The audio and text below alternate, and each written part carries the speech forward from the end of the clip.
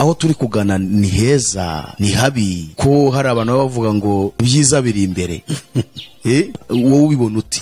Abantu bavuga batyo n'abantu bateze ubuhanuzi ahubwo bari mu isi bakurikiye porogaramu mpuzamahanga. Nk'ubu dufite intego z'ikinyagihumbi ziba zitwizeza yuko zikora kugira ngo zizane ibyiza mu isi, ariko mu by'ukuri ahubwo n'ibanga. Under the terms of the global 22,000, the population of the United States must be reduced by 100 million by their 2050. Niba gahunda ari ukwica miliyari 3 z'abantu bitarenze umwaka w'ibihumbi 2050, Amerika igomba yo ku giti cyayo kuri iyo raporo Amerika bayihaye igomba gutakaza abantu miliyoni 200 to cause by means of limited wars in the advanced countries. Kushoza intambara ariko zikubita zigacengera mu bihugu byateye imbere. Uzakora ubushakashatsi abanyamerika baguye muri Afghanistan, abaguye muri Iraq, abarusiya bapfuye uhereye muri za Afghanistan kera, muri abarusiya barwanya intambara cyane barwana no bita abamujahidin muri za 80. Those wars have been there for many years. Umugabane w'isi w'iburengerazuba, umugabane w'isi w'iburasirazuba, n'umugabane w'isi wa gatatu. Ugize rubanda nyamwinshi rutazi y'uruva n'iy'urujya. Twebwe gahunda yacu ni ukwicwa hakoreshejwe inzara n'indwara. Ntabwo byumva. Nibo Africa iyo ntabwo yitabiriye gukingirwa aheshi. Ibi ngibi bya coronavirus. Bya coronavirus igomba kujya mu gihano. Ibi bintu ni umukino ukomeye cyane. Ese niba Amerika igomba gusigaza abantu miliyoni 100, u Rwanda rwo ruzasigaza bangahe? Kuko nabo bagomba kuba barateguwe. Ariko noneho tugiye kureba ido nido ibyo bagenda bacamo byo bazakora. To weaken the moral fiber of the nation and to mobilize workers in the labor class by creating mass unemployment. Ngo ibihugu byinshi bigiye gucibwa intege zuko byabagaho. Icyo gihe cyo bita family unit kizavaho. Family unit ishingiye ku bukirisitu ni intego ya gatatu wibuke neza muri za nyigisho 10 za Salisbury igomba kurwanywa, has to be destroyed. Ishingiye ku bukirisitu ingingo ya 4 iravuga ngo abantu bagomba guhuzwa kugira ngo batere imbere yo ko muntu, igomba kugira ubusabane n'imibanire ya hafi ngo n'isi yo mu myuka. Ariko Imana no itakwitorero ryayo, niyo mpamvu tugomba gukora uko bushoboye dutumirwe n'amadini. Kuko amadini afatanyije n'iki? Afatanyije n'inyamaswa. Kuko amadini arimo dushira igishushanyo gisengo myuka iyo bya njya mvuga iboneka cyane mu madini 3: abamorimori, abayehova n'abadventiste b'umunsi wa karindwi. Bya byarogoye progress y'ubuprotestant. Wa protestant bararangiye bahora mu mwiryane bapfa ibintu bidafite umumaro. Bamwe barapfa izina rya Yehova, abandi baravuga ngo Yesu ubwami bwatangiye cya 1914 nibwo Yesu yagiye ku ngoma. Mbere hose ukibaza aho yarari bakuyobera. Abandi nabo baravuga ngo nibwo yagiye ahera cyane. Uyu mushinga turimo w'ikinyejana cya 21 kuri zintego 21 ubundi mu mbonera hamwe yitwa Aquarian Conspiracy. Kugira ngo ibyo bimenye wijira mu byo astrology n'ubukoniko nibo kuraguza inyenyeri n'ibicu. Ubwo bukoniko rero nibwo Illuminati ikoresha kuko nabo n'abapfumu n'abakoniko. Iyo bavuze ikintu we wambwira ute umuntu agakora igare, agakora moto, ajya gataka akoze imodoka, akabakoze gari ya moshi, akabagendeye mu ndege, akabakoze icyogajuru. Noneho twebwe twabyitira abazungu. Ntabwo ari by'abazungu. Kandi ariho bikomoka pase. Webere nibyo abadayimoni. N'abadayimoni bo babizanye. Yes. Bakoresheje bari abantu mu Burayi hose haba iburengerazuba ari burasirazuba. Ikintu cyitwa iyobokamana rya Gikristo kiranzwe. Kiranzwe kirarwanwa cyane ku buryo no kumva bivuga baraguseka.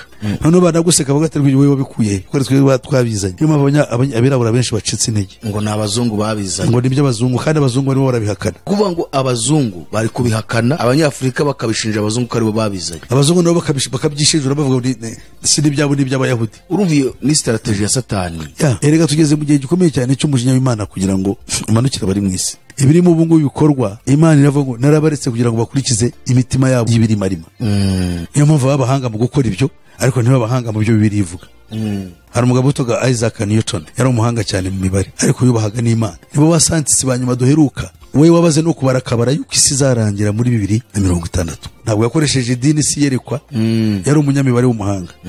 Uzi yuko ibintu bimaze mu imyaka tubwira ngo ibintu bizaba byiza kuva muri 68 menye ubwenge washize imyaka 50 ati ibintu bizaba byiza. Bizaba byiza ariko birashobora kugenda biba bibi. Ubu twije mu gihe gikomeye cy'akagambane ko bita the Aquarian Conspiracy. Niyo mpamvu rero abantu batagomba kuvuga ngo hari ibyiza.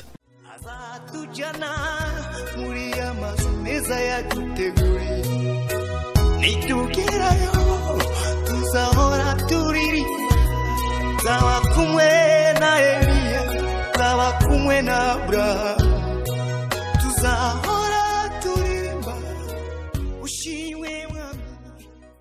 Kongeye kubasuhuza nanone inshuti zacu bene data mwese mukurikirana ubutumwa bwiza butambuka kuri Iron TV, ishakiro ry'ubutumwa bwiza bw'Imana.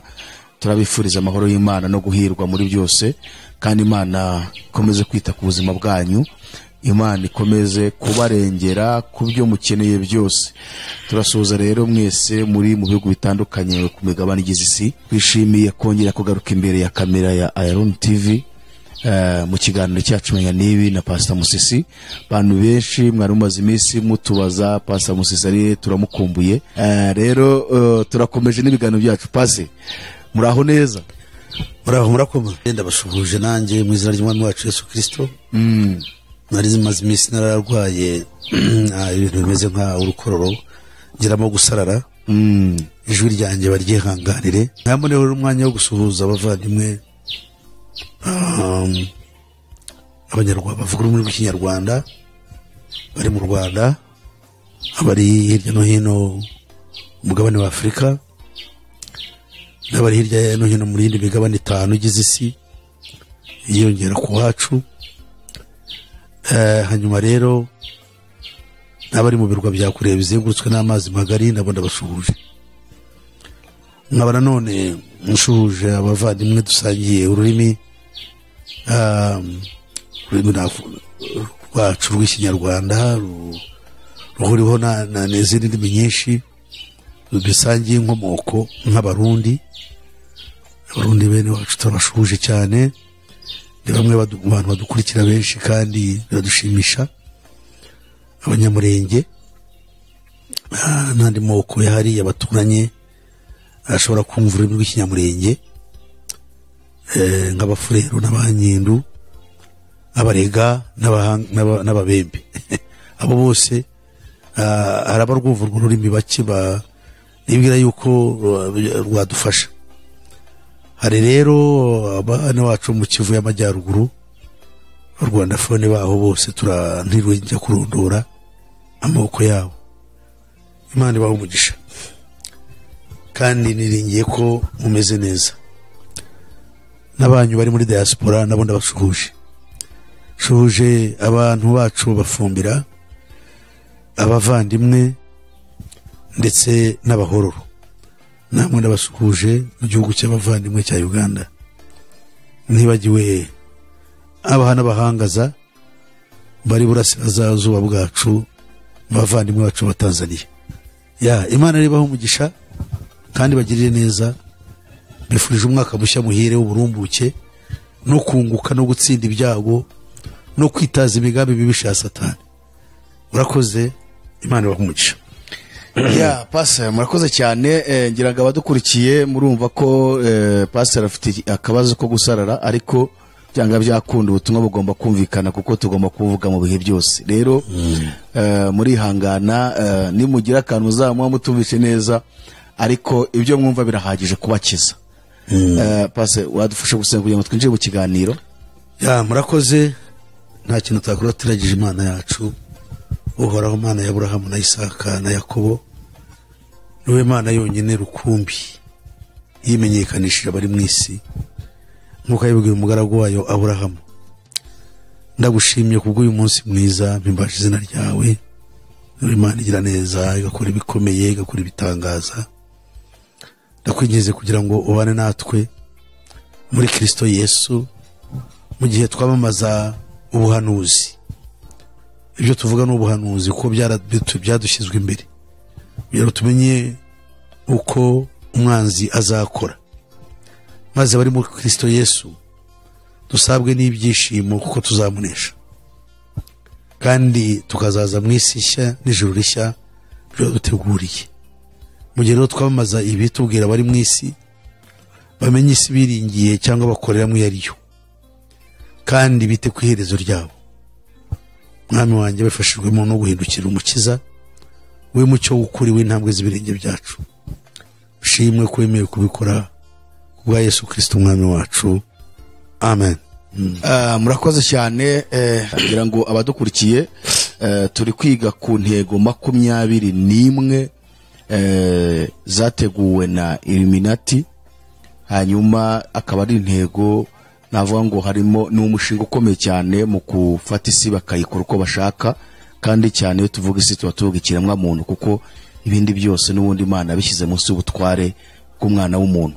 izo ntego rero nizo turimo turiga tureba uburyo byagiye biba mu isi bisohora nk'uko mwatubwiye ko cyangwa se bikurikiranwa n'akanama k'abantu 300 ariko tukirangaho pase nk'umuntu ufite inaribonye mu by'isi cyangwa se muri iyi si dutuyemo ndetse n'impinduka zose zigenda zibera muri iyi si uko tugenda tubona ibihe bigenda bisimburana n'ibigenda biba mu isi n'ibyo byose tuba turi kwiga iyo witegereje ubona aho turi kugana ni heza ni habi ko hari abantu bavuga ngo ibyiza biri imbere ubona aho turi kugana kuko nk'uyu mwaka tugezemo hajya bavuga ati ibyiza biri imbere ubu hari ibyiza tugiye kubona wowe ubibona uti abantu bavuga batyo ni abantu bateze ubuhanuzi ahubwo bari mu isi bakurikiye porogaramu mpuzamahanga iyobora bari mu isi kuko urabona nk'ubu dufite intego z'ikinyagihumbi ziba zitwizeza yuko zikora kugira ngo zizane ibyiza mu isi zirwanye inzara zirwanye ubukene bene nk'ibyo ngibyo ariko mu by'ukuri ahubwo mwibanga biriya bintu biradushora mu kaga gakomeye abantu rero bahora babishywa kuko icyo twita media itangazamakuru ndetse na education system cyangwa uburezi twahawe hamwe na siyansi na tekinoloji byose bikorera hamwe kutuyobya ko bifite umugambi mubisha wihisha inyuma yo kutugirira nabi ariko nibyo dusingiza icyakabaye kidufasha niyobokamana ariko satani yahateye amata ku kera yaramaze kuhafata iyo mpamvu nibyo nyamara mvuga kenshi buriya itorero dufite rya nyaryo rya Kristo turiruka mu gihe cy'intumwa rimaze kwigarurirwa rero n'igishushanyo gisengwa cy'inyamaswa ya mbere yaje kwitwa ngo ni itorero ryitiriwe Roma kuko ni irya Roma itorero cyangwa n'igishushanyo cyashyizweho n'ubwami ubwami bwa Roma buriya kiriya gishushanyo cyari kigizwe n'ibice cyaje gucikamo n'ibice bibiri nk'uko na ubuhanuzi buvuga yuko Roma izaba igizwe n'amaguru abiri y'ibyuma hari ukuguru kw'iburasirazuba hari no kuguru kw'iburengerazuba ubwo ni ubutwari bukomeye kandi byarakomeje kugeza na n'ubu politike mpuzamahanga ishingiye ku migabane ibiri ikomeye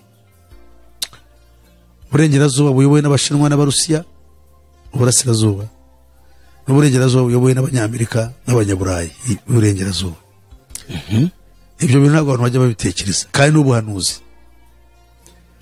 twirirwa mu buhanuzi bw'abantu bikorera ku giti cyabo ngo inzara irateye ngo turashize ngo kandi biraje ngo birihuse abantu bakarangarira muri ibyo bari byo n'ukundi gukora kwa satani kugira ngo iby'ukuri abantu babivaneho amaso barebe ibindi hanyuma rero igisubizo ikibazo cyawe ni ukuvuga ngo icyo gishushanyo cyaje gucibwa intege no kuza kwa Ruteri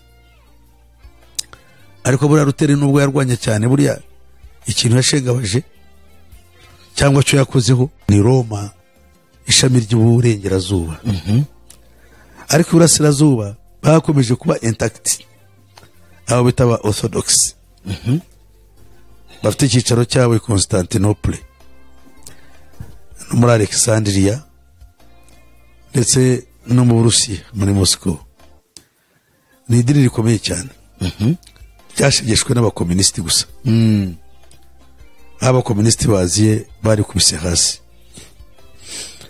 ariko ntabwo ryashegeshwe na reforms zishingiye ku iyobokamana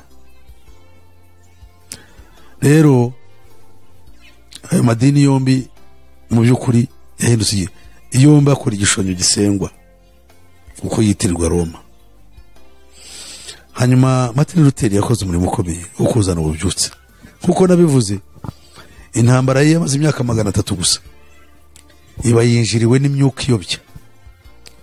Iriya myuka iyobya njya mvuga iboneka cyane mu madini atatu,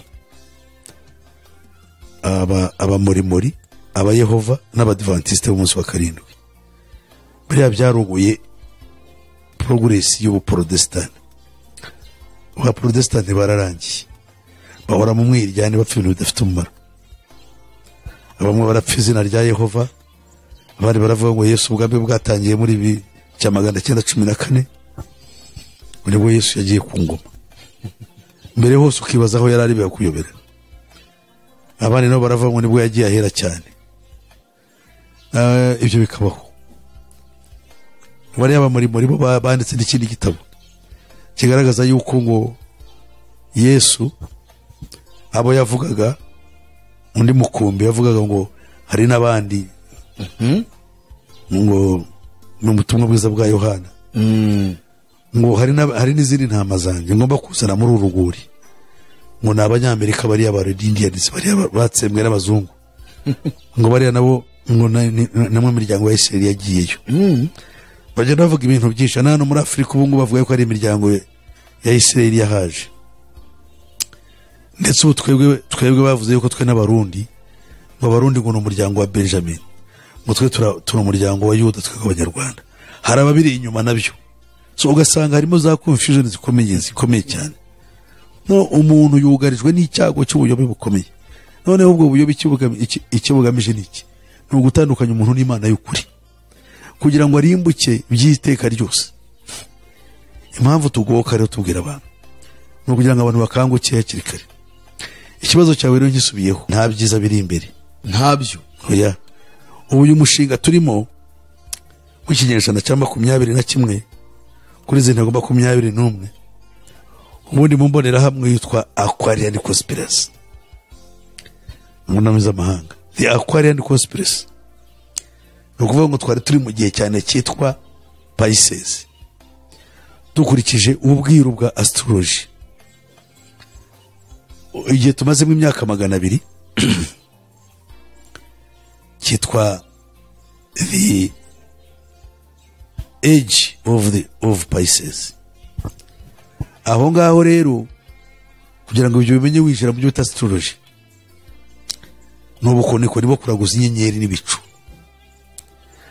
Ubwo bukonikoni rero nibwo Illuminati ikoresha, kuko nabo n'abapfumu n'abakonikoni. Iyo bavuze ikintu bavuga ikintu mu bwira utazi, utari buhita umenya. Iyo umaze kumenya rero nibwo umenya ibyo ari byo. Ubundi the Pisces bivuze ifi. Twari turi ifi muri iyi myaka yose 200 tumaze kwiga ubuhanga. Navuze ko hari icyo bita the Industrial Revolution, iyo yatangiye mu kinyejana cya 18. Ntabwo yaje yonyine, ariko yije n'umuyobokamana. Vuga ikoranabuhanga, tuvuga gutangira gukoresha mashini, byatumye umuntu avumbura ibintu byinshi. Ariko buriya buvumbuzi ntabwo bwari ubwe, ntabwo umuntu ari wivumbiriye biriya bintu. None se kamubaze, wambwira ute ko mu myaka 200 kandi simaze imyaka 1000 hariho ubuvumbuzi bwabaye mu gihe gito kandi bukaba ahantu hamwe? Ubwo ahantu hamwe ushatse kuvuga ni nka he? Bwabaye mu Banyaburayi gusa, ariko Abanyaburayi babuhayeho ku bantu baba muri Aziya nk'Abashinwa n'Abayapani. Ariko ubwo buvumbuzi we wambwira ute umuntu agakora igare, agakora moto, kajya gata akoze imodoka, akabakoze gari ya moshi, akabagendeye mu ndege, akabakoze icyogajuru. Ibyo ni ibintu byiruka abagiye hejuru y'ibintu. Yes. Noneho twebwe twabyitira abazungu, ko ntabwo ariko bimeze. Ntabwo ari by'abazungu, kandi ariho bikomoka pase. Webere ni by'abadayimoni. N'abadayimoni bo babizanye. Yes, bakoresheje bari abantu, babahitamo kubakoresha biriya bintu. Kandi mu kubakoresha nacyo bifite ubundi bwiru burimo. Bari Abanyaburayi, Paul kuva yajya muri Filipi, Paul ubwajyaga i Filipi. Filipi ni mu Bugiriki. No, kandi kuko ni mu Bugereki yagiye. Ni nko kuzova bakubwira ngo Palestine, ngo baba bashatse kuvuga Filistia abafilisitiya uzabavuga butumwa barazi bavuga ko ari abafilisitiya bari bahatuye ngo nibo bahindutse abanyapalestine Palestine abantu bacu bafite bararushye kandi abantu bakwiye kubanza kwiga so none cyo shaka kuvuga je usubiye hariya Paulo igihe yatumwaga i Filipi Imana yaramubwiye ngo reka kujya muri Aziya imwereka kujya i Filipi ubundi butumwa bwagombaga kugenda busubira muri Aziya ariko Imana yarabyanze shaka ko ujye Burayi i Filipi ni bagira iki buva i Filipi ubutumwa naho kugira ngo butande bugaruka muri Aziya bwataze bugaruka mu Burayi bugera ni Roma ku cyicaro i Roma y'Iburasirazuba bwagiye yuko Constantine ho yubikiye ashyiraho icyicaro idini rimaze kuba irya leta naho idini rahaba igishushanyo cya Roma kiba hose ibyo se bashaka kwinjiramo noneho cyane abanyaburayi Imana ibakoresha mu ivuga butumwa rikomeye cyane bahinduye isi bavuga ubutumwa bwiza reba noneho mu kinyejana cya 18 Satani bahisemo kubaha bwa bwenge bwe kugira ngo babandi Imana ikoresha mu guhindura amahanga kugira ngo bahindukire Kristo yego bakoresha n'umurongo wayo mu Burayi hose haba Iburengerazuba ari Burasirazuba ikintu cyitwa iyobokamana rya Gikristo kiranzwe kiranzwe kirarwanwa cyane ku buryo no kumva bivuga baraguseka none banaguseka bagaterwa ibyo wabikuye ko twe twabizanye nyuma abirabura benshi bacitse intege ngo nabazungu babizanye ngo nibyo abazungu kandi abazungu barimo barabihakana nkuko nubundi bakubwira bati abayahudi uvuga ntibizeye na Yesu ibyo bintu bakagenda kugira ngo bace intege ubukristo ukuvuga ngo abazungu bari kubihakana abanyafrika bakabishinja abazungu ko aribo babizanye abazungu nabo bakabyishijura bavuga ngo si n'ibyabo n'iby'abayahudi urumva iyo ni strategy ya Satani ibitabo byinshi birandikwa byo kwandamayininga iki ibi ngibi tuvuga abahanga bese barajya niyo mpamvu rero bagiye gupfa nabi erega tugeze mu gihe gikomeye cyane cy'umujinya w'Imana kugira ngo umanukire bari mu isi ibiri mu bungu bikorwa Imana iravuga ngo narabaretse kugira ngo bakurikize imitima yabo y'ibirimarima katubasome hanyuma turakomeze kugira ngo tunarebe tugiye kureba Abaroma igice cyaho cya mbere 23 tuvuye ku murongo wa 22 niho heza gutangira haravuga ngo biyise abanyabwenge bahinduka bapfu maze ubwiza bw'Imana idapfa babuhindura ibishushanyo by'abantu bapfa n'iby'ibiguruka n'iby'ibigeza amaguru ane ndetse n'iby'ibikururuka baba abantu biyise abanyabwenge icyubahiro cy'Imana bakikuraho ubwiza bw'Imana babuha abantu ibyo abantu bavuga ibyo batekereza ngo nicyo cyatumye n'Imana ibareka ngo bakurikize iby'Imana yabo irarikiye bakora ibiteye isoni bononana imibiri yabo kuko baguraniye ukuri kw'Imana gukurikiza ibinyoma niyo mpamvu reba ubu bantu babaye ibigoryi sinakubwiye ibintu nabonye bikansetsa umugabo akarongora undi bagataha ubukwe bakavuza impundu sibyo umugabo cyangwa umugore yakarongorwa n'imbwa ubwo bukwe narabubonye warabubonye umugore rero yarongowe n'imbwa ibyo ni ibintu bipfuye urumva kandi ubwo twita ngo turi mu iterambere rihanitse ubu hano mu Rwanda hari ibintu njya mbona bijya bisetsa ibintu bakagenda bibatiza amazina umuntu agapfa ngo yitabye Imana ntabwo umuntu akivuga ngo yapfuye baravuga ngo yitabye Imana uwo ari we wese yitabye Imana hawo umuntu yitabye Imana ari muzima bira ni ibintu byazanywe n'iyobokamana ripfuye kugira ngo babwire abantu ngo nta kibazo buriya ntiyapfuye yitabye Imana kandi yarimbutse ubu ngubu umuntu ngo habaye intambara ngo abantu 15 ngo bitaba Imana abandi barakomereka ibyo ni ibiki mbega ijambo bapfuye ntirikivuga oya ntabwo rikivugwa noneho hari n'ikindi cyaje ubu ngubu umuntu arasambana ngo yarongoye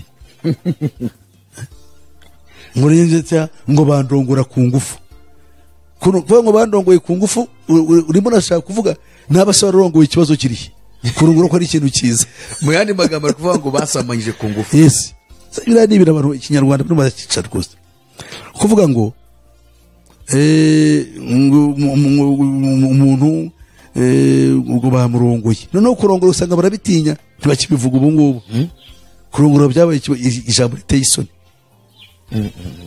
ahubwo bakavuga ngo yagize ngo iyo agiye kurongora ntibavuga ngo naka yarongoye baravuga ngo naka yashatse gushaka se niki ubundi gushaka no ijambo ry'Ikinyarwanda ari gushaka n'imbonerahamwe ivuga ku muntu kubaka urugo ariko umuntu kuzana umugore akamushyira mu nzu ntabwo tuvuga ngo yashatse turavuga ngo yarongoye gushaka ni ijambo rya rusange rivuga umuntu kubaka urugo agashaka yaba umugabo arashaka cyangwa umugore arashaka ariko bigeze kurongorwa harongorwa umugore harongora umugabo uranyumva neza niyo bavuga runaka yashakanye na runaka ntabwo bavuga ngo yarongoranye na runaka ariko umunsi bacyuye umugore bavuga ngo yarongoye noneho umuntu bamufata ku ngufu ngo bandongoye cyangwa umuntu yasambanye umugore w'umuntu ngo yandongoreye umugore mwisubize ngo namufasha ndongorera umugore no doesn't work ntabwo ari Ikinyarwanda noneho kurongora guhinduka ikindi ni ugusambana si byose ubu ngubu umuntu bano bahanzi itangazamakuru kuvuga ngo wenda ngo yatandukanye na musambane we baravuga ngo yatandukanye ngo n'umukunzi we ngo asigaye afite umukunzi ngo muri iyi minsi ngo urukundo rwabo urukundo si nukuvuga iki urumva bano bahanzi kazi wacu ba minsi bano bateye imbere ngo muri iyi minsi ngo harimo urukundo n'umuntu runaka none ngo urukundo rwabo ngo rwahagaze ngo twatahuye bari abaparapazi b'ibinyamakuru bishakira ngo twamuvumbuye aho ari ngo asigaye afite urundi rukundo rushya umuntu ari mu buraya arasambana ngo mu rukundo none pasi ubwo se iyo nayo ni strategy ya Satani yo gushaka kujijisha abantu n'ubundi yes no kugira ngo ibintu bigende bizirurwa bitari bigira amasura yandi icyari ikintu kibi cye kuvugwa bagishakira akazina kandi keza byitwa ngo umukunzi kandi ni musambane we Kinyarwanda ko tubyita cyangwa ni habara ashobora kuba afite umugore agashaka undi uruhande wabaye habara ry'ihabara abanyarwanda bakera bavuga ibyo bintu kugira ngo bateshe batume umuntu agira ate yumva ari ibintu bikoreje isoni abyange yange kubiko byamubonekaho ariko niba kuvuze ngo ni umukunzi urumva yuko ari ibintu byiza ni byiza rwose nk'abari abana bitaga abana basigaye n'abana b'urukundo abana bavutse bunyandara ariko ubundi byari bikoreje isoni umukobwa avuga ati nzatwara iwacu ndayindaro n'ishyano ariko ngo ninda zitateganyijwe ngo ninda z'urukundo ngo ni iki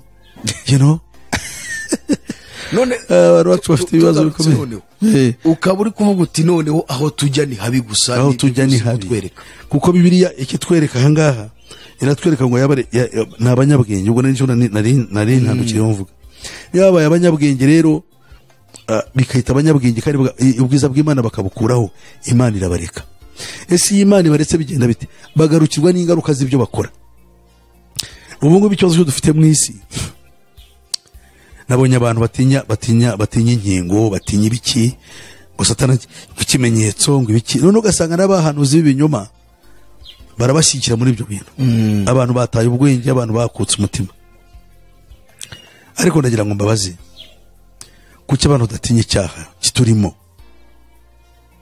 ibi bintu bikorwa byo ni Imana ireba ntabwo Imana ireba inkingo kuko ingingo ntabwo zica ubugingo cyo nagisubiramo abantu bacyumve abantu bashaka bababeshya ntabwo urukingo ruzica iki ubugingo bw'umuntu buri muri Kristo ntabwo Kristo uri muri gihe yirukanwa n'urukingo what do you mean urukingo rushobora kuba rufite ibindi ruzanzanamo hari icyegeranyo nakoze navanye ahantu hari urubuga rwitwa ngo ni educateyourself.org muri urwo ngurwo hari icyo bita vaccines hari umuganga witwa Moren yavumbuye yuko n'umuhanga cyane yavumbuye yuko muri 2015 yuko izi ngingo zose tugenda abantu bahabwa zizinjira mu dutsi dutoya twita the capillarity system, mu dutsi dutoya cyane tutwara amaraso ku bwonko. So rero nuva muri zino ngingo abantu bakora, sinanze ingingo zaje zivura zigere zite, ariko abazikora ni nabo bashobora guhinduka ko scientists bakora iyi system. Twarabivuze mu scientists cyangwa abanyabwenge katuro tuvuga biyisi w'abahanga bakora system ya Satani. Niyo mpamvu abahanga mu gukora ibyo, ariko nibo abahanga mu byo Bibiliya ivuga. Hari umugabo witwa Isaac Newton, yari umuhanga cyane mu mibare, ariko yubahaga n'Imana. Nibo bascientists banyuma duheruka, we wabaze no kubarakabara yuko isi izarangira muri 2060. Na 50 yarabivuze ngo isi izarangira muri 2060. Yakoresheje uko imibare. Ibyo ngibyo ntabwo yakoresheje idini si yerekwa, yari umunyamibare w'umuhanga. Ariko mu gihe bivuze ko twebwe ntabwo byo twamamaza ibyo, ariko yarabivuze nibiba bizabe byaba kandi biramaze. Icyo dushaka nuko abantu bamenya Yesu ko niwe buhungiro n'ubwo ntaho turi. Nese wore batuganaye imyaka 20 iri imbere twatumeze dute, ni ikibazo gikomeye cyane. Sunzaba nkirihora. So rero for that matter turimo turareba yuko abantu baganiye, abantu baratinya inkingo, ariko bagati ibi byaha bikorwa cy'ubusambanyi, basambana n'amatungo, basambana n'imbwa, basambana n'abagabo ku bagabo, ibintu maze kubishyano, amahari, inzangano, ubugome, amagomera nari mu bantu, ibyo ntibabitekereze. Kandi Imana ubwiza bwayo barabutaye. Buryo ubwiza bw'Imana ari Kristo Yesu, niwe shoye Imana itaboneka, babuteye umugongo. None barimo barirukanka bavuga ngo baragomba kubona ibyiza. Wabibona ute kandi uri ku roga head sin'Imana? Tugomba kumva yuko Imana niba yaramaze yaratubwiye ibi ngibi. Iravuze ngo 26 ngo nicyo cyatumye Imana ibarekera kurarikira ibyonona, ndetse bigeze ubwo abagore babo bakoresha imibiri yabo mu buryo bunyuranye n'ubwo yaremewe. Kandi n'abagabo nuko bareka kugirira abagore iby'imirimo yabo yaremewe, bashyushywa no kurarikirana. Abagabo bagirirana n'abandi bagabo ibiteye isoni, bituma mu mibiri yabo bagarurirwa ingaruka mbi ikwiye kuyoba kwabo. Ni ukuvuga iki? Ni ukuvuga ngo ibi ngibi birimo bikorwa muri kino gihe biratuma Imana ituvanaho amaso. Abantu batinya inkingo babaza se Imana mwiyunze nayo, izo nkingo zize ariko mufite Kristo. Uko iki twishyuzwamo cyose nk'uko nari mbivuze, ba science hari ibyo bakora. Uzi yuko ubu ngubu umuti ushobora kuvura umuntu akareba wabonetse, technology irahari. Yarabaye impumyi burundu, tsiriritse akabona, nta bindi byuma bamushyizemo, ari umuti bamuhaye gusa akabona. Ntabwo ari umuti, ni ibintu bagukora gusa bakinjira mu bwonko ukabona n'amaso. Ibyo ni ibintu iyo ni technology iriho. Ngo ariko ahubwo kugira ngo iyo bayikoreshe bafasha umuntu, barikoresha ubwo bica umuntu. Yes, abasiye barabifite. Noneho ibyo ngibyo iyo technology ngiyo ikora ibyo, kandi bashobora no kuyikoresha mu gukora torture. Nuko baza abantu bakura mu makuru icyakabaye gifasha umuntu ntibagikore, ahubwo cyakindi kibabaza bakagikora. Ubwo nukuvuga ngo byose nibitwereka ko aho tugana atari heza, ni habi gusa. Kuko scientists nabo ba science ntabwo bakora ku bwabo, barakora ku bw'umwanzi. Ubwo abantu bakure y'amaso iri jambo ngo ibyiza biri imbere, bakure y'amaso. Wese biri imbere ryari? Uzi yuko ibintu gimaze mu imyaka batubwira ngo ibintu bizaba byiza kuva muri 68 menye ubwenge. Washize imyaka 50 ati ibintu bizaba byiza, ariko birashobora kugenda biba bibi. Ukibaza abantu imitima y'abantu yuzuye abadayimoni. Ubwo ni ya misi imperuka ibirarangira. Abantu ibyo byo kwiringira ibyo babivaneho amaso. Reka twigire muri za ngingo zacu noneho dukomeze turebe nyine ibyo bibi, abantu bakura amaso ibyiza biri imbere, ahubwo nibahanga amaso Kristo Yesu gusa. Iriya raporo twasomye ubushize n'ibitaro report 2000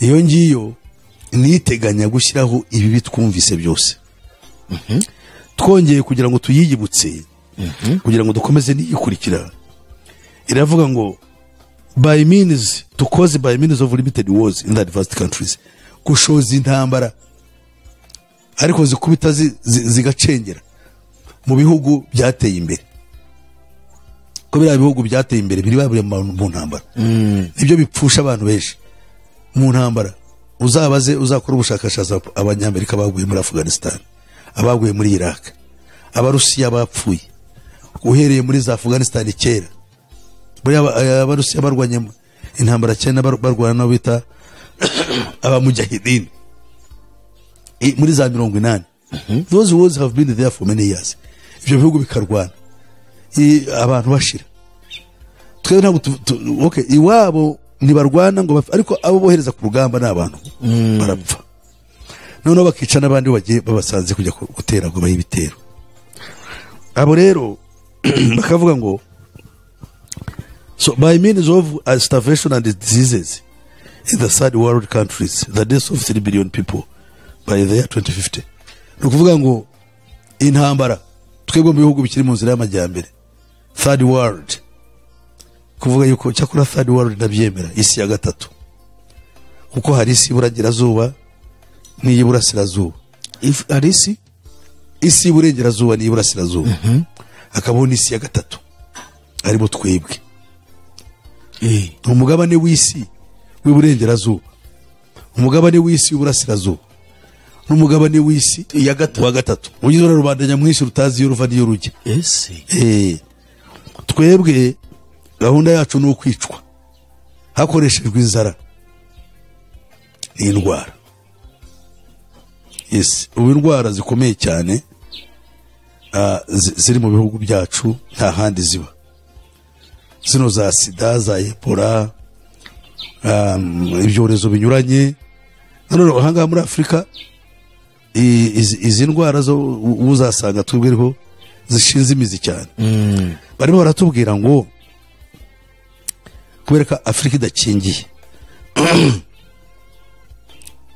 burizahezwa hanze cyane imyaka myinshi idakingiye gute ntabwo byumva rero Afurika iyo ntabwo yitabiriye gukingirwa aheshi ibi ngibi bya coronavirus bya coronavirus ngo ntabwo iri kwitabira cyane ntabwo iri kwitabira igomba kujya mu gihano abanyafurika kujya hanze bigiye kujya bigorana kuko niyo ndwara nubwo bazabiragura ahagaze abanyafurika bazaba mu kato kuko buri bakingiye azi pasi tukira aho ngaho ubundi ubona ibi bizahagarara cyangwa hari yindi si bigiye kutwinjizamo ni ukuvuga ngo ibi bintu ni umukino ukomeye cyane ari abakingiye nta cyiza bafite abadakingiwe nabo bagiye kurushaho no kubabara nibabuzwa uburyo bakabuzwa bakabwetse ntabwo hari ahandi uzajya gutwara y'ubukerarugendo azarwara urugero batangiye no uvuye ngo ajye Burayi nawe akiba ikibazo urumva ruya ngo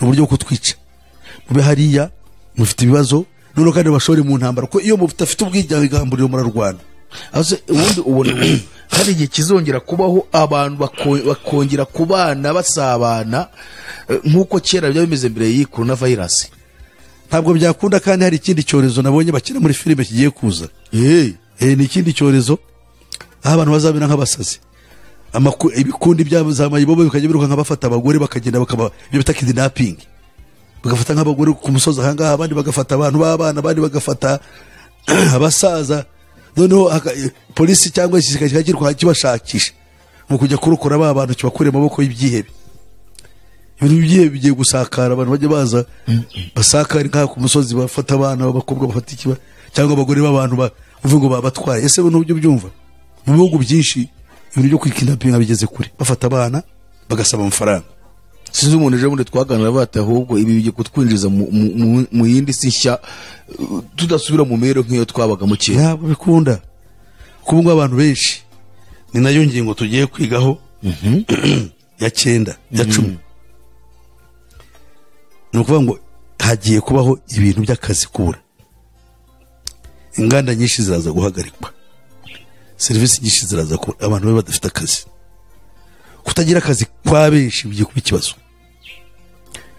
Ukuvuga ngo iyi ngiyi twarayisomye tuvuge kugira ne gutinda cyane nk'amasaha aragiye. Iravuga ngo iyi gahunda yakozwe bayihaye utuga Cyrus Vance kugira ngo yandike inyandiko y'uburyo jenoside yakorwa muri ubwo bwicanyi. Iyo ni ya ntego ya 10, ya ntego ya 9 ya 9. Kandi iyo nyandiko yaje kuyikora ayita izina ryitwa Global 2000 Report niko yayise. Kandi yaje kwakirwa n'uwaze ari perezida wa Amerika witwaga James R. Carter, hanyuma n'uwitwaga Edwin Muskie wahoze ari umunyamabanga wa Amerika ushinzwe ububanyi n'amahanga. Hanyuma icyo gihe niwo murimo yakoraga bayakira on behalf of the United States government, bahagarariye leta ya Amerika. Byumvikane ko n'izindi za leta zo kwisi zagiye ziyakira muri ubwo buryo kuko ntabwo leta imwe yabyakira. Noneho ahubwo ahangaha bo bagaragaje ku ruhande rwa Amerika kuko iyi nyandiko tubona yateguwe n'umunyamerika. Noneho yari umunyakanada ariko turabona yuko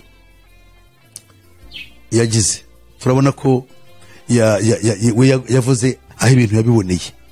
Ubwo no mu bindi bihugu barayakiriye kuko bagomba kwakira ibintu bategekwa, ntabwo ari ibintu bahitamo. Under the terms of the Global 22,000, the population of the United States must be reduced by 100 million by their 2050. Niba gahunda ari ukwica miliyari 3 z'abantu bitarenze umwaka w'2050, miliyari 3, Amerika igomba yo ku giti cyayo kuri iyo raporo Amerika bayihaye igomba gutakaza abantu miliyoni 200. Uko ubwo afite miliyoni zijya muri 300, igomba gusigara miliyoni 100. No barabihaye bayibwiye ko igomba gusigara nabo bantu miliyoni 100. Ubwo saba abayobozi bayo barabizi kandi rero bakiriye raporo. Wari perezida ni wakiriye raporo. Ibi ngibi bagomba kubikora n'itegeko. Ubwo ninde perezida wari uriho? Yitwaga James R. Carter. Ubwo ni muri kangahe? Yategetse muri za 80. None bari kugenda babizana, urabona ko turi kugenda tubyinjiramo bagiye kubisohoza cyane. Ni nawe perezida ubu ngubu n'ubwo aracyariho. N'umbantu bashize kera barambye. Ntabwo arapfa kandi yategetse only one term. Yategetse intuzi igihembwe kimwe. Ariko ibintu yakoze birakomeye. Yashiriweho kugira ngo yakire ibintu bikomeye nk'ibi. Wenda abandi bajya kubikunda. Nko kureba Trump yategetse igihembwe kimwe. Ariko bagamije kugira ngo agarure urwangano hagati y'abirabura n'abazungu. Kandi nabyo bitangwa ni Black Lives Matter byaje ku gihe cye. Yaragikoze ni naho wabonye abirabura batangiye kongera gutotezwa. Abantu bagiye no muri White House bakayigabaho igitero. Hari ibintu biba abantu batazi ibyo aribyo. None rero kubera izo mpamvu ahangaha mu gihe bikozwe tumaze kubona ibi ngibi, ese niba Amerika igomba gusigaza abantu miliyoni 100, u Rwanda rwo ruzasigaza bangahe? Kuko nabo bagomba kuba barateguwe. Ubwo se ni nk'ibihumbi 100 ahubwo. Ese jenoside se badukoreye ni muri yo gahunda n'ubundi. Noneho ahangaha hari bamara gukora ibyo, ikintu kizakurikiraho muri yo gahunda hariya iyo report ni y'imyaka 50. Ariko noneho tugiye kureba ido nido ibyo bagenda bacamo ibyo bazakora. Icyambere aho ni ku ntego ya 10 noneho twijira. To weaken the moral fiber of the nation and to mobilize workers in the labor class by creating mass unemployment. Ubwo ibihugu byinshi bigiye gucibwa intege zuko byabagaho bize mu kubita hasi ubukungu bwabyo, cyane cyane bira bihugu bidepanda ku nganda, bishingiye ku nganda. Ubukungu bwabyo bigiye kuba digitalized. Inganda zikoresha imashini zizakoresha computer. Ni nayo mpamvu abantu bagomba kwiga ubumwe ibintu byo bita ngo ni AI, artificial intelligence. Ni ukuvuga ngo abantu bagiye gusimburwa n'amarobo. Abazaba bakora n'amarobo bo bazajya bayakoresha ari uko nabo ubwonko bwabo bafatanyije na computer kugira ngo bashobore kujera amarobo. Amarobo ntabwo ari abantu, azaba agendera kuri gahunda bahawe.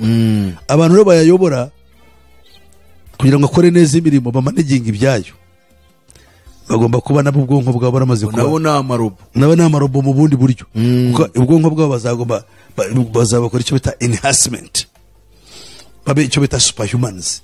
Ntabwo ari abantu basanzwe ubwo ku gice kimwe ni nk'irobo, ahandi ni umuntu ufatanyije, ubwonko bwe buze gufatanya. Abo rero bazaba bafite akazi no bazakora. Rubanda rusigaye wapi? You know, ntabwo bazaba bakora, bazatakaza akazi kuko akazi ntabwo bazaba bakeneye machines. Iyo periode ya machine yatangiye mu 750 ubundi igeza mu 950 n'imyaka 200. Uhereye muri 50 cyane cyane nyuma y'intambara ya kabiri y'isi yose hatangiye gahunda nshya yo bita the digital paradigm, gahunda yo kuva mu gukoresha machine tujya mu gukoresha computer. Iko yatangiye. Ubu rero tuyigeze kure, aho tuyigeze ubu niyo mpamvu ibintu byihuta, ibintu byose bijya muri computer. Computers zirakoreshwa ku buryo bashobora kuzikoresha bakohereza igisasu cyo kubitanga abantu. Izi by'imashini bibomborekana byohereza imyuka mu kirere ntabwo bazabikora, kandi bagenda babituka ngo byohereza imyuka mu kirere. Rero yo bikoresha by machine. So icyo bita industrial zero growth nimara kugira mu Burayi abantu benshi bazatakaza akazi, ibihugu bizatakaza imbaraga. Muri Afrika twari tugifite twebwe agahenge kuko batatwishe nabi ngo kuko ikirere nacyo barakinjira, kuko baravuga yuko muri 2025 naguye yuko hazaba inama y'abadayimoni. Ariko hari ikintu kizaba icyo gihe kindi kizwe, hazaba icyo bita owning the weather, ku buryo ku mugaragaro abantu abasiyansi bari abagabo bazafite ubushobozi bwo gutegeka ikirere aho imvura igwa n'ahitagwa. That's owning the weather. Ubu barimo barabigerageza, niyo mpamvu urana tugira uti ibihe birahindagurika ng'ibihe, ariko imaje ngo ariko birahindagurika kubera niki? Usanga kureba gusa ntafite igisubizo. Wajya kumva barakubwiye inama, bakubwira ngo nimwije kuhira, mujye kuhira imyaka. Kuhira ariko ni ikintu cyoroshye. Ndekira kazi harimo imvune ikomeye cyane. Ngo twije kuhira ngo ariko ni kuki ibintu bihinduka? Ngo kubwira ati ni umuhanga mu by'ubuhinzi, ariko ntazi impamvu. Ibintu birahinduka bigana habi kubera ibyo. Niyo mpamvu nakubwiraga ntabwo ari heza aho tujya. Noneho rero ibyo hazaba abantu kubera yuko bazababuza akazi, cyane cyane ibihugu byateye imbere, baziyahuza ibiyobyabwenge n'amayoga. Ibiyobyabwenge n'amayoga bizaba on the rise. Ukuvuga ngo the use of the land will be encouraged by means of rock music and drugs to rebel against the status quo. Thus undermining and eventually destroying the family unit. Ni ukuvuga ngo kubera ibyo bintu urubyiruko ruzishora mu kubyina. Niyo mpamvu ubu ngubu byatangiye. Ubu saa cyenda urubyiruko rubana rureba iki kuri za televiziyo, ababyina bahennye, ababyina bagize nta n'umuntu ukibyina ibintu bigaragara. Ubu ruvuga ngo bagiye kujya mu bintu bya rock music, kubyina, barashaka kuba abahanzi, n'ibiriya bareba kugira ngo bibarangaze. None babyinjira mu ibyo ngibyo bazaba imayibobo zikomeye cyane, zitagengwa n'umuco, zitagengwa n'iyobokamana, babibisare biraho. Bariya abana bajya bavuga ngo nta gikwe, ngo nta no kuramba imyaka 100. Biriya no itangira ry'ibimenyetso. Umwana yarambwiye umukobwa asanze ndabuze ko umwana wanjye uri kora ibiki, ngo nta gikwe. Bagenzi ngo nta gikwe, ngo nta n'imyaka 100. Nibwo nabazaga abantu baransobanurira, kandi byazanywe n'iyi corona. None ntabwo ari umenye ibyari byo. Ashwi ubwo rero ni ukuvuga ngo ahantu ibintu bigana bino biratangira. Urubyiruko rero kubera kuba urepfo na ruguru ngo bazatangira kurwanya amategeko ariho n'umuco twari dusaye dukora. Ibi byo kubaho abakobwa bagashyingirwa abahungu bakarongora biveho, none batangire kubaho nk'inyamaswa zo muri pariki. Icyo gihe cyo bita family unity kizavaho. Family unity ishingiye ku bukirisitu ni intego ya gatatu. Wibuke neza muri za nyigisho 10 za Charles Bailey igomba kurwanywa. The family intego ya gatatu has to be destroyed, ishingiye ku bukirisitu. Aha rero nibo bwa busazi, ubwo bumwe bw'umuryango fini uvuga ngo uyu nguyu avuka na runaka na bene ba runaka bizabirangiye, nuko byara ntacyo bizabikiri ngombwa. Kuko abantu ubu ngubu kankubaze uzi ibintu byabaye, erega bino bintu ni ibintu byo kugerageza, icyo bita trials cyangwa na mu Kinyarwanda ni igerageza ry'ibintu umuntu akabigeraho. Muri imyaka 2 ya corona abana batwaye inda z'indaro, si mu Rwanda honyine, hano hanze mu bihugu bidukikije ibintu biracika. Hari univuga abana bazi imyaka 2 batiga ariko bose batwaye inda. None nabonye mu gihugu hano cya Uganda habaye ishyano, umwana imyaka 15 yatwitse umwana imyaka 12 inda, none habyara impanga kuki ariko uruve isiraga nahe muzi imyaka 15 ubundi yakaba yatera umuntu inda, gise byumva neza. Ubu baraho kandi biri hose biri haje, kandi abantu barakennye kuriya n'abana gushyira ku ishuri biraza kugora. Ubu ngubu baza uzareba itangaza nka nyuma y'icyumweru uzareba abantu basuye ku ishuri hano mu Rwanda ni bangahe kugereranyije n'abigaga bwa mbere. Ibyo rero kubera ubukene bitiruka he, ni ubukene bw'ababyeyi benshi. Gushaka ya mafaranga ni ikibazo, umwana asubire ku ishuri. Ubu tugeze mu gihe cy'imisoro, turasorera ibintu binyuranye, n'abana bagiye ku ishuri. None rero icyo tuvuga ni ukuvuga ngo ibyo bintu barimo baragerageza, baravuga ngo ibihugu byikubise hasi habiki ubukungu.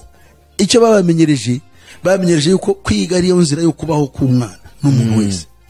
Ubu rero ni ukuvuga ngo uyu muntu yo kwiga kumuteye ikibazo, bikaba ikibazo hazi bita apathy, gucika intege.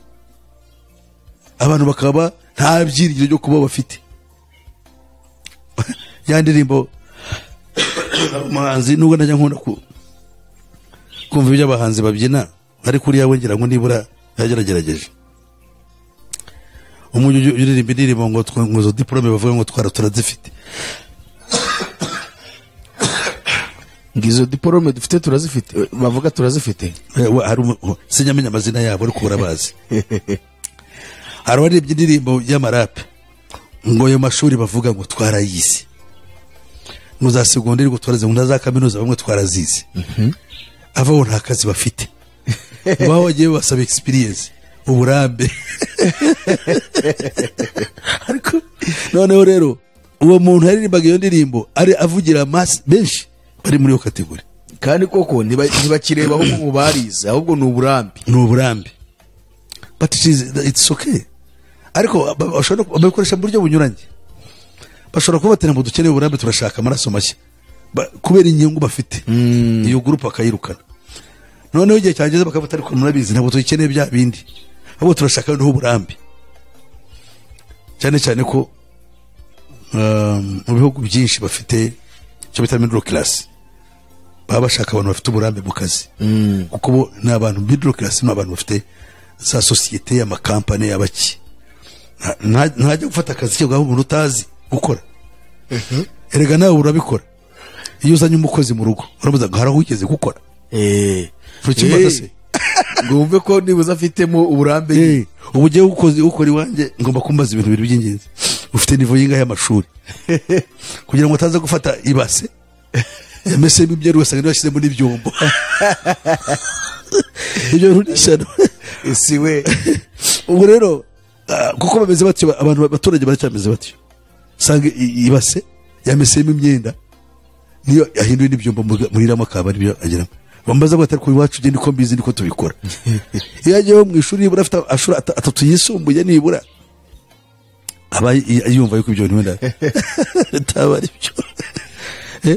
niba nawe umukozi wo mu rugo umubaza ibyo kuki umuntu ufite company atabaza umuntu Rose Pasi iyo si ya system watubwiye y'uburezi kuna abantu bashyiramo iyo system yo kubakontorora ku buryo bakora ibyo bigishijwe mu mashuri ukwiga general speaking ntabwo ari kubi harimo ibyo twiga bitugira umumaro kwandika kubara guhura ibyo byose turabyiga kumenya hygienically imibereho ushingiye kuri kwisuku si byo icyo rwose nibyo ariko uko tugenda twiga imyumvire yacu imyumvire ijyanye n'ukuri kw'ibyadukiza twe nicyo tureba umuntu naba atangiye kumva yuko akazi yize ariko kambereye Imana diploma afite Imana akayitera umugongo biba yibaye ikibazo none ajya kumenya bwa bwenge yize ni ukuvuga imyuga yize cyangwa profession yize usanga uwo muntu mu by'ukuri ni porogaramu bamushyizemo ubwo ndavuga bize ku rwego rwo hejuru kuko bariya bize ku rwego rwo hejuru bakaba batubera amaso ariko ibyo bafite abantu bafite za doctora professors what those are programs ibitabo basomye bifite bibena biratana nabyo nibyo byabahawe kugira ngo bashobore kuba abagaragu beza bigisha bya bindi bahawe the elite intellectual elite babandi bize badufata nk'amaso yacu usange ntacyo bafite cyatufasha kuko situation nk'iyi yije tumera kimwe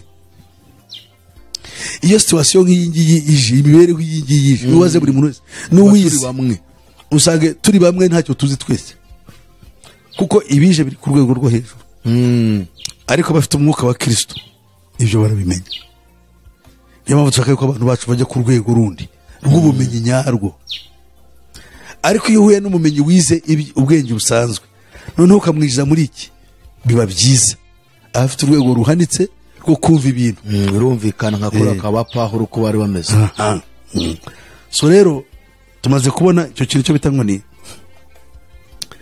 ngo the youth of the land will be encouraged by means of rock music and drugs to rebel against the status quo. Urubyiruko nta kindi rwo ruzirukangira kuri rock music, ibi byo kurapa mbese ibintu byo kubyina, aho nibyo bigezweho muri iki gihe. Urubyiruko ruzarukora mu bushakashatsi, urebe indirimbo bumva, uzarebe no hari mu magambo y'ubwenge, indirimbo bavuga icyo baririmba. Niyo mpamvu ngo abantu bose babijyamo. Satani yarabikoze, ntago bikiri ku buhanzi, ku buhanga. Oya, no muntu mushaka kugira technology kuba umuhanga mu kucuranga gusa no kumixinga, hano ukavuga ibyo ushatse by'ubugoryi. Kizi gusinjyana ibituma umuntu abyuka kirukanga. Nibyo kabisa. Noneho ba bantu bakora bafite icyubahiro bitwa abahanzi. Erega rero nawe usanga umuhanzi ashobora kugenda imodoka akagonga nk'ikintu ugasanga aramwitaye. We mwori muri cyane umuhanzi runaka. Kandi abafite groupe y'abantu bamushyigikiye ku buryo ugiye no kumukora igipfusi cyavuga na polisi. Urumva neza afite abamushyigikiye. Noneho abo bantu bamushyigikiye biri mu nyungu zandi, biri mu nyungu z'abatware bisi. Abantu kugira ngo aba mupira bafana imipira, ugasanga byabatwaye ubwenge, barimo bakanabirwaniramo. Kuva ngo abantu barwanye mu kibuga barapfa ziki, rival teams, ugasanga abantu ntabwo bumva ibintu. Ugasanga umupira ejo nahoze numva hari umupira wo muri Cameroon ejo yatangiye gukina umupira. Ejo Cameroon yakinnye na Burkina Faso. Ubundi abanyakameruni bavuga icyongereza navuga igifaransa barahanganye. Ngo ariko ejo barishimye bose bari kumwe kubera umupira. Umupira urabahuje, ubahuje kubera ikizi? Kuko nari igihugu cyabo gikinnye, ubwo babaye umwe. Ariko ejo bazapfa ibyo batandukaniyeho. Ucyongereza ariko byarashye n'ubusazi. Kinje nibaza abantu bapfa icyongereza n'igifaransa. It's very bad. Ni ikibazo gikomeye. Kubera iki? Byavuye mu bakoloni. Kuko abakoloni Cameroon, buriya Cameroon yose yari y'Abadage. Yes, nyuma y'intambara ya mbere isi yose igice cy'uburengerazuba gitwarwa n'Abongereza, bagitegeka nka British Cameroon, East Cameroon. Abafaransa batwara iki burasirazuba. you know what happened ibyabaye urabizi ubwo ngo bakiragezwa na ONU kigeze barakibaha kiba igihugu kimwe ariko igihugu kinini umugabane munini bavugaga icyongereza bavugaga igifaransa n'imirwa minini cyane nka Yaounde nka Yaounde hariho n'ahandi yitwa sindaza kwibuka imijyi yaho mikuru iri muri the French speaking part. Noneho hari akantu bakoze keza bafashe icyongereza n'igifaransa bakajya babyiga bose baba babizi ariko kibabaje ugasanga abavuga icyongereza bari barukwa twebwe rero kumenya ngo nabahanga twebwe abanyarwanda n'abarundi na Tanzania twari igihugu cy'abadage abongereza nyuma y'intambara ya kabiri y'isi yose batwara Tanganyika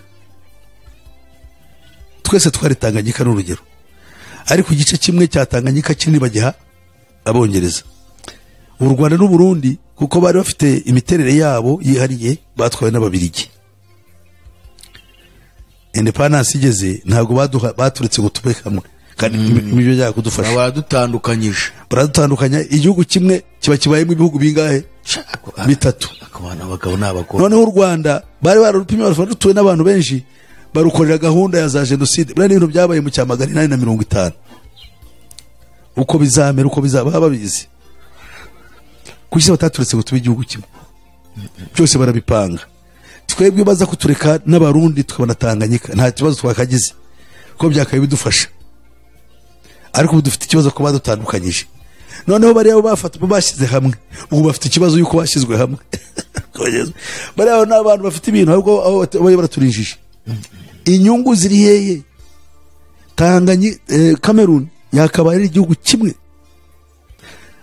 abavuga icyongereza n'igifaransa igihugu kuba kinini kikagira abantu benshi niyo bifite agaciro ariko barabipfa bamwe bari yabita ngo Ambazonia bari bavuga icyongereza barashaka kwigenga bakagira repubulika yabo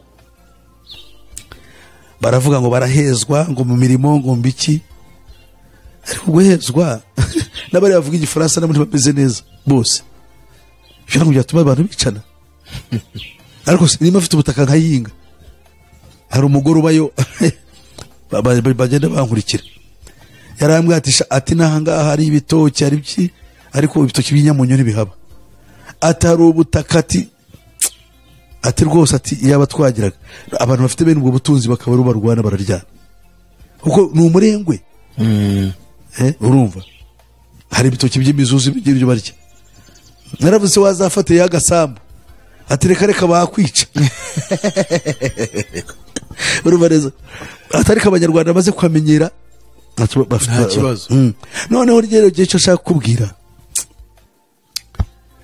isi kugira ngo uzamenye formulaire yayo ni ikibazo twebwe abari bafite amahirwe dutitsiborwa n'abadage iyo dukomeza tukaba turi kumwe na Tanganyika tuba dufite igihugu kinini dufite ikibazo cy'amasambu kidahari na bya genocide niba byarabaye genocide ga kimwe mu bintu byayinkarigize no gufata amasambu y'abantu nguriya napfa natwariwe ngo ndatwara abahanje ninda nini ariko nini shatse wayikuramo n'ukuramuka urumva akumva yuko umuturanyi we yapfa akagira ate yasamba akayitwara kuko ubwenge bwo bugarukira naho kandi kuko siho honyine nuko n'ubundi bamukoreye aho kadomo ntashobora kukavamo uzi yuko hano mu karere baratwanga twese Kongo barakurebaho ba Rwanda Uganda nuko Tanzania Rwanda na bene bacu Barundi dusangiye ibibazo nabo umunyarwanda aragahumirwa ukibaza ariko sinzi ko ibintu bimeze noneho kuki babikora se iriya ni porogaramu yatangiye abanyarwanda bigeze gushaka gukora federation ya Kongo na Kongo Mbirigi Burundi n'u Rwanda bigeze gushaka gukora federation ariko ntibayikora kuko ntibagomba kuyikora ko byari mu nyungu z'abanyarwanda n'abanyekongo bwabo rega bari abanyekongo bakeneye abandi bantu babajijura bashobora kumva ikintu bakavuga atari ku ibintu bano baratugira apana guhora muri muzika gusa so rero icyo bivuye nuko abanyarwanda bari bafite umuco, bari bafite nivo y'imyumvire, bari bafite ubutegetsi bamaze igihe kirekire, nabo ubwabo bari bashaka. Erega burya abanyarwanda wenda nyivugeho gatoya, hari ikintu ubushakashatsi nakoze, najyaga nandika ibintu bita nani mfite porogaramu yitwa imizi y'amacakubiri, najyaga nyisha kera.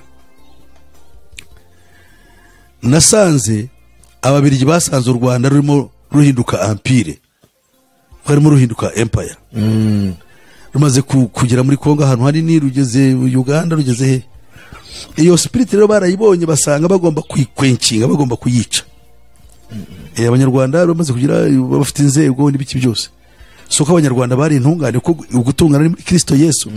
Ariko tugiye muri ibyo ngibyo bijyanye n'intuza, bari baraje basanga bashobora kuba rivals babo, bashaka rivals ni ukuvuga abantu mbese abakeba, bashaka rero kugira gute kubakuraho muri ubwo buryo. Abanyarwanda uzi ko bageze muri Kongo b'impunzi bakajya babahemba amafaranga menshi ngo nk'aba expert. Uzi byo bivuze se? Kwari kugira ngo abagiye Kongo babareba n'ishyari yuko atari bene wabo, bo barabahemba amafaranga aba expert, babangishe iyo urwo rwango ruhabe, babatera ishyari abene gihugu.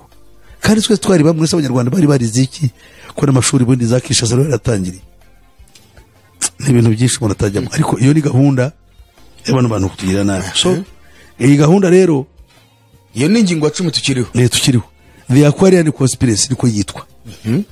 The Aquarian Conspiracy yatangiye muri 2012. Ubu twavuye muri Pisces, wibuke nawe ko twari turi muri cyo bita periode y'ifi. Ubu ngo turimo turinjira periode ya nanone iri y'ifi jyanye n'inganda no gutera imbere muri siyansi. None iyi ngi ya Aquarian ni y'amazi. Ifi yogera he? Mu mazi. Ubu turi muri y'amazi ubwayo. Kandi amazi mwandi gahunda bivuze umwuka. Ni ukuvuga ngo barimo barashaka yuko ku ngingo ya 4 muzasube mu nyigisho za RSB, mu nyigisho zitwa the 7 teachings of the new age. Ingingo ya 4 iravuga ngo abantu bagomba guhuzwa kugira ngo batere imbere nyoko muntu, igomba kugira ubusabane n'imibanire ya hafi, ngo ni isi yo mu myuka. Isi yo mu myuka iri hehe? Ingingo twarazize past. Oya, nabo turazigezo rwose. Izo ngingo zirirwa amasomo 7. Ayo amasomo 7 ayo ngayo yitwa amasomo ya new age. Ariko no twabivuzeho, sirabuye ko tubashaka Kristo kumuhindura. Tugeze kubwiraho usa nkaho ugenda uvuga mu mazina yayo gusa. So therefore barimo barashaka uburyo twebwe nk'abantu duhinduka, aho kugira ngo turamye Imana tukaramya ababare tugomba kurwana nabo. Paulo yabavuzeho. Kabaro turangiriza Abefeso 6:13. Ariko reka tuve ku murongo wa 10 kugira ngo babyumve neza. Ibisigaye mukorere mu mwami wacu no mu mbaraga z'ubushobozi bwe bwinshi, mwambara intwaro zose z'Imana kugira ngo mubashe guhagarara mudatsinzwe n'uburiganya bwa Satani. Kuko tudakirana n'abafite amaraso n'umubiri, abo dukirana n'abatware n'abafite ubushobozi n'abategeka isi y'umwijima n'imyuka bibi ahantu ho mu ijuru. Nuko rero mutware intwaro zose z'Imana kugira ngo mushobore guhagarara no gukomera ku munsi mubi, kandi murangije byose mubashe guhagarara mudatsinzwe. Aho kantu urakumva neza? Tuhanganye imyuka yo mu kirere. Noneho abangaba bari baradutwara ngo dukorane nayo, abari tuyobora, aho kurwana nayo. Aho kurwana nayo ahubwo dukorane nayo. Yes. Nidukorana nayo biravuze iki? Ntabwo tuzakorana nayo dukurikije iyo nyigisho irasekeje. Baravuga ngo niyo bazajya batuyobora, icyo bita instruction and guidance. Kutuyobora no kutwigisha. Ko instruction bivuze kwiga cyangwa kubwiriza cyangwa kuyobora, and guidance ni umuntu kukurandata. Ni turandatwa n'ibyo ngibyo tuzabira dute? Bizaba birangiye. ni ukuvuga ngo muri ya kamere muntu uko Imana yaremye umuntu bizaba birangiye nta hantu uzaba ugihure n'uburyo Imana yakuremyemo. Uzaba ufite ibintu bibiri bibi. Icya mbere uzaba utandukanye n'Imana, ko uzaba ukora Satani ku mugaragaro. Icya kabiri n'ubwenge bwawe buzaba bupfuye, ibyo ukora utabizi. Kuko ndakubwiye ngo abantu benshi bari abantu bazafasha tekinoloji ikajya mu bwonko bwabo naba bafite akazi, ariko none nyamwinshi ziyahuze ibiyobyabwenge. Bashobora no kutabashyiramo wenda inzira y'amashini zo kugira ngo ubwonko bwabo bugere ku rwego abazagira amahirwe yo kubihabwa, nabyita amahirwe, nibo bazitwa superhumans, babandi bakora n'ibirobo. Ariko abandi basigaye bazaba barishwe n'ibiyobyabwenge. Nose bakwica wawe umaze kunywa ikiyobyabwenge, umaze kuba useless, ntacyo uzaba ukimaze. Ariko ubwo ntubibona. Hejuru umwana w'umuhungu yahetse umukobwa kuri moto, bamubwira ngo agiye kumuha amafaranga kuntuza kuri telefone. Arangije ijambo kandi bwari bwije yirukanka kuko amasaha yaragendaga kugira ngo kafyu igihe kitaza kumufata. Uzi cyamubayeho, yakanze ashyiramo gusa andi magambo ntamenya yariyo, naba yaramwise ngo sheri, naba yagize ati arohereza. Undi yumvise izogera yibwira yuko amafaranga mu aje, reka azagere hirya asanga ni umwuka gusa. Biriya ni ububandi. Ntabwo umwana w'umukobwa bakoraga ibyo, ariko ubu nibyo bakora. Barifatanya n'abajura, barifatanya n'iki, ahubwo ugasanga abagabo nibo bagiye gukorwa n'isoni. Umugabo niwe wibombarika. Igitsina gore ki, ibintu biteye ubwoba. Nkaba rero ushaka kugira ngo tugarukire aha. Iyo ni intego ya 10 dusorejeho. Dusoreje ku ntego ya 10. Twijiye noneho kuzaba twiga ibindi tureba uyu mushinga dukurikije iriya raporo twise Global 2000 Report. Uyejo niyo twijiza rero iyo raporo kuyizamo ibi dukorerwa. Nibyo twitwa ubugambanyi cyangwa akagambane ka Aquarian. Kigiye twijemo muri 2012. Ubu twije mu gihe gikomeye cy'akagambane ko bita the Aquarian conspiracy. Nicyo gihe twinjiyemo. Icyo gihe twije, niyo mpamvu rero abantu batagomba kuvuga ngo hari ibyiza. The Aquarian paradigm cyangwa the age of Aquarian is a conspiracy. Nakagambane. Ibyo dukora cyose ni ukugambanirwa. Badukura ku Mana basubiza. Tukiri aho ngaho, hari amagambo adusomeye mu Baroma bwa mbere, kubera ko ngo banze kumvira Imana. Ngo iki cyatuye Imana ibarikira ngo bagume muri ibyo bidafite umumaro, bononane bagire bati. Yaba izari ingaruka kuko zirimo kubaho zuko abantu banze kumvira Imana ikaba yarabaretse bakaba kurushaho kwinjira mu bibakurana n'abadayimoni. Imana irabareka nk'abantu nyine bisi, ariko Imana none itagwitorero ryayo. Niyo mpamvu tugomba gukora uko bushoboye, ntitumirwe n'amadini. Kuko amadini afatanyije n'iki? Afatanyije n'inyamaswa. Amadini rero kuko amadini arimo adushira igishushanyo gisengwa. Amadini yagiye gukurwaho kuko barimo barayagambanira ariko ntabizi, cyane cyane abaprotestant. Kuko bo nibo bagambanirwa, barifatanya n'ibizira. Nabonyura mu pasiteri wapfuye ejo bundi, yarambabaza cyane. Uwuhe? Desmond Tutu wo muri Afurika y'Epfo. Yaravuze ngo ijuru ritakira abatinganyi ntazarijyemo. None uko rero yarabivuga, ariko yarapfuye abantu bose bakumva baravuga ngo ye baba we mwishano. No, taraducitse umukozi w'Imana w'igitangaza. The guy is an illuminati agent. Umukobwa we yari umutinganyikazi, yarongowe n'umuzungukazi, barabushingira kandi yari pasiteri. Idini cyakora ryanga kubyemeza, nubwo ati bitari ngombwa, erega bagenda bapfa buhoro buhoro. None se base yabari wa undi werutse gukorana ubukwe n'uwo muri Kenya. Abo nabandi, abo nabagabo. Ako South Africa ko numva hari ikibazo gikomera. South Africa hari ibintu bikomeye cyane. Bose bashyira itegeko umugabo agomba kurongora abagore ashaka. Hari imikorere hejuru cyane. Bo ibintu barabyihutisha. None arapfuye rero. None arapfuye, ku isi yona iri mu cyunamo. Ubu bari mu cyunamo tumukozi w'Imana. Twese twakuna mbere yuko umuntu apfuye. ntabwo ushaka kuvuga ko yitabye Imana ariko ngo yapfuye gupfa ni ikintu kibi ariko umuntu wari imbere ari we maso y'abantu kuba avuga ibyo bariya ibintu byararangiye cyane kandi ubwo ari muri Anglikani aribo bakaba ari bamwe mu baporoso bacu sawa igiprotestant naho cyarapfuye kuko nibo batangije gahunda byo kwimika abagore kubaha umuntu y'ubushumba nibo babitangiye ni bamwe mu babitangiye okay bano barokore bo by'amacyaki byo byarahindanye n'umwanda bo babikora ibyo bashatse ariko hariya uko ari ni idini riba rifite gahunda kugira ngo bazahindure ikintu bagomba kwicara bakabijya inama igihe kirekire ubu ngubu bajyaga inama yo kwimika cyangwa kurobanura inkoni y'ubushumba batinganye biracyahagaze gato ariko birimo nabyo biri muri process abanyaburayi barabyemeye abanyafrika nibo bakibyanga ariko bakabyanga bitwaje ngo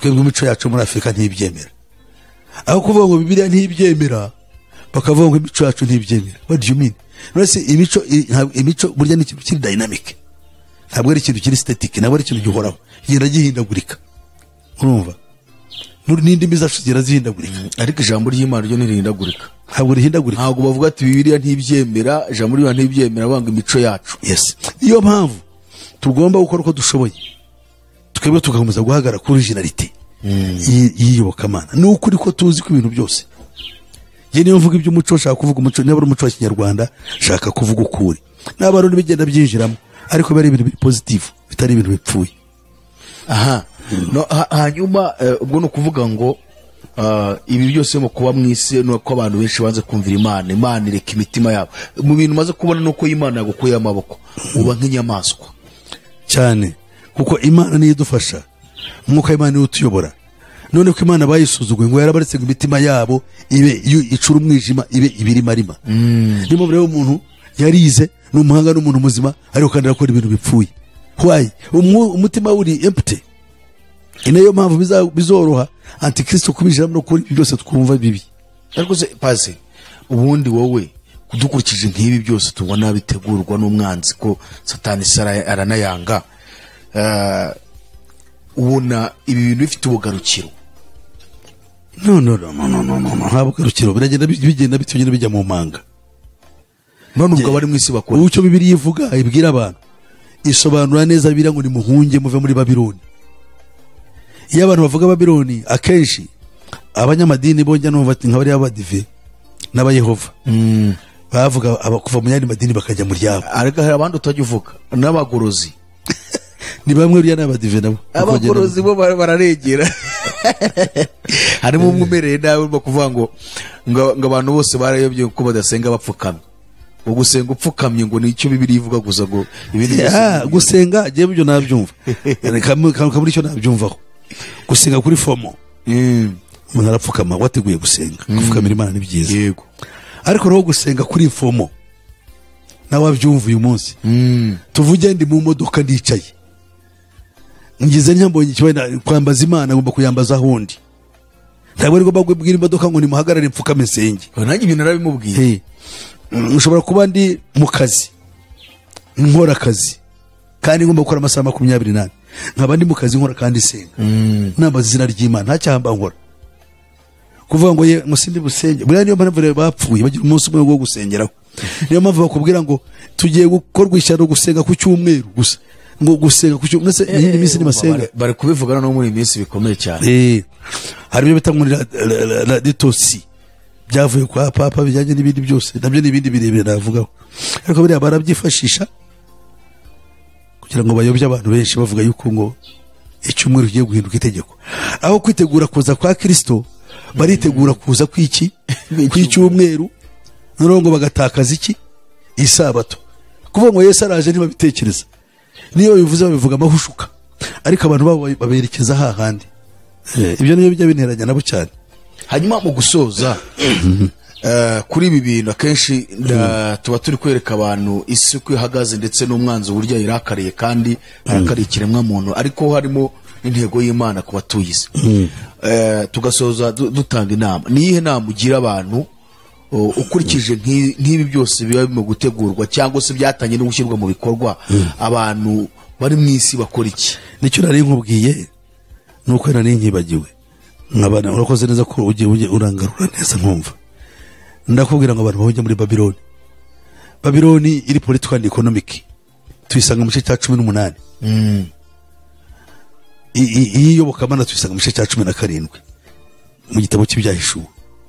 Rero tugomba kuva muri ibyo twita iby'ubwenge ni Babiloni baradutwara mu kuramya ibigirwamana ku mugaragaro. Bagiye kutuma tusenga igishushanyo gisengwa, cya kindi gishushanywa n'icyo Nebukadinezari yategetse ngo abantu basenge. Iyo niyo Babilonianism muri twebwe. Dugaruke ku Mana, ino Mana yo mu ijuru tuyishakana umwete. Genda shaka gushyira icyo bita vacio cyaki, tukajya duterana taziranye, duterana ahantu hamwe tukiga ntabwo ari ngombwa ko abantu baterana ahantu hamwe ntibyakunda. Ayisigara nuko tugiye kujya dukora ku buryo mutangira ku ikoranabuhanga tugasenga, tugatanga tukamenya ngo tugashyiraho umunsi n'amasaha. Nibyo rwose kandi ikintu kiba ari cyiza cyane. Abashoboye guterana nk'ahandi Kigali for example urugero, tugashaka nanahabonye twayoterana nyuma ya saa sita tukaririmbira Imana, tugasenga, tukiga ibintu bitatu. Tukamara gusenga tukiga ibintu ayisigana, tukava ibintu by'ubujiji bya liturujia bya kera batushobatoje. No twarangiza tukaba twafasha ayo masomo, tukaba twayohereza kuri bene wacu bari hirya no hino, nabo bakabikurikira, tugasenga muri ubwo buryo. Ibyo niba uzabibwira abantu benshi ubona nabyumvise basohoke muri Babiloni. Yes, nibashaka Imana bava muri Babiloni. Kuva muri Babiloni tujya muri Gehinomu sibyo. Mwuvuye mu Gatolika ngo ngiye mba Yehova ngo ndagiye no we. Basi abantu baje bafite ikibazo kubirebana n'ibi by'amadini, ukuntu ngo twirwa tubwira abantu ngo bayasohokemo, ariko bafite ikibazo cyaho bazajya.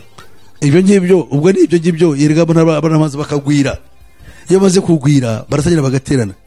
Mu itangira ry'ibihe ntabwo baterana, nta technology ntiyari nahari. Abantu bateranaga amago y'abantu, abantu bumva ibintu kimwe. Cyo gihe ubukristo byarorohaga ko ubukristo bwari bumwe nyine. None ubukristo ni bwinshi. Umwe aratse n'umukristo muri Anglikani, n'umukristo muri Yehova, n'umukristo muri ntabwo ari abakristo abo ngabo, bigatuma mudahuza.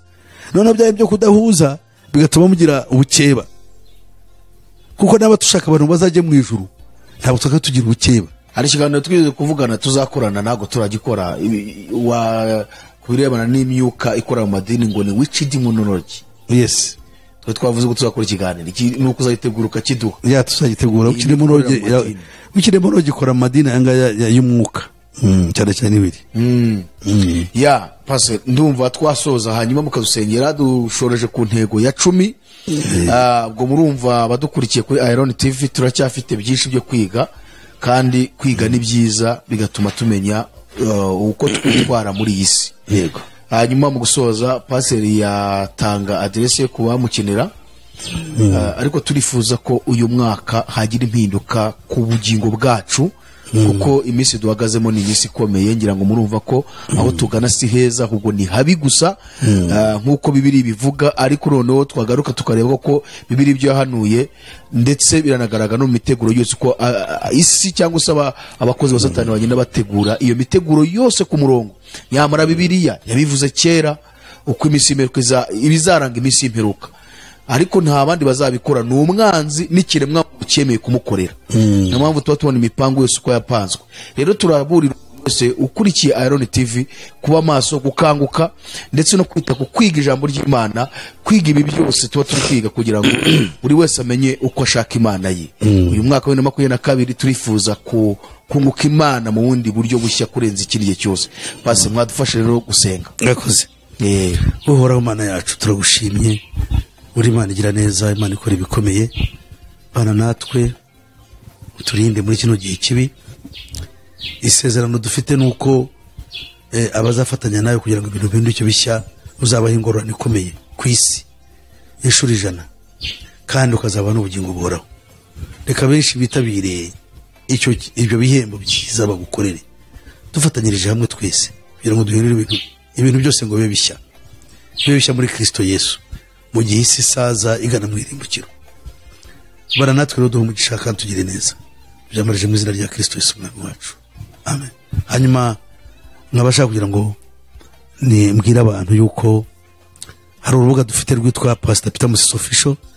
Naranezera abantu basigaye bariyandikisha ari benshi, kugira ngo bakomeze hariya twiga amasomo abiri ariko hari n'irindi nteganya kuzashyiraho ay'ikinyarwanda nicyo mvuga kuko hariho n'icyongereza n'ikigande ariko ay'ikinyarwanda hariho abiri y'ingenzi.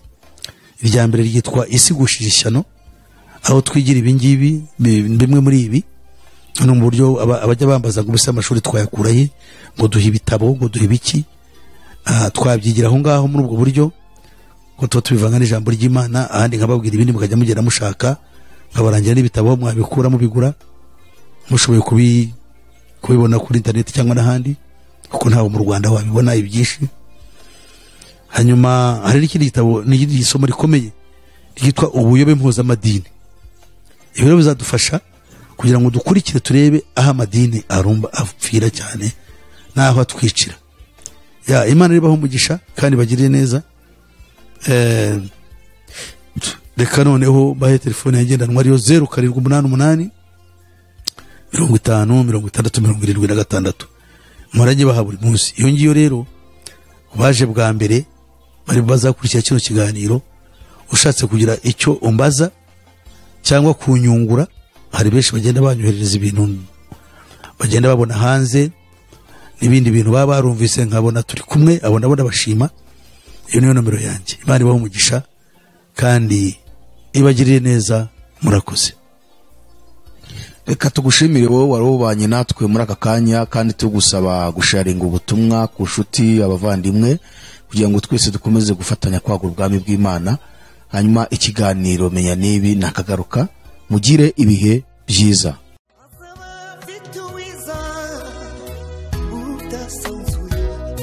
Azaba afite ingororano yo guhema buri wese, guhana n'imirimo yakoreye hano ku isi.